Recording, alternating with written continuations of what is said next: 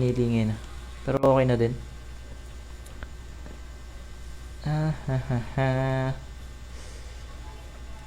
Guloy na yan.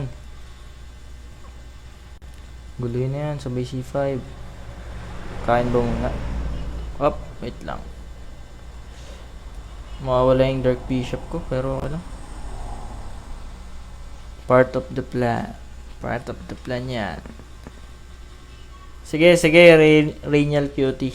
Salamat sa pagpalo ulit. Sana mag-champion ka, no? Sa intrams nyo. Nakakamiss na rin mag-intrams, no? Push B5. King H8 para iwas sa pin. Yan, kain. Para gumanon. Yan. At least yung bishop naka-atake at naka-depensa. Okay, may natutunan ba doon? Medyo awkward lang yung bishop dyan, pero okay yan, guys. Okay yan. Tiwala kayo. Sa mga natitirang 23 viewers natin, pwede pa tayong gumanon.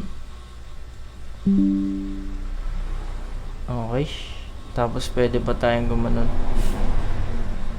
Targetin natin E5. So, the main question here is, activate ba yung white bishop o hindi?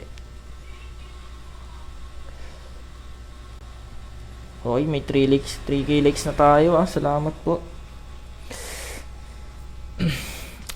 Okay, narinig niya ata yung idea ko. Pin-prevent niya. Pwede ba gumanito tapos ganun? Sige, gawin natin.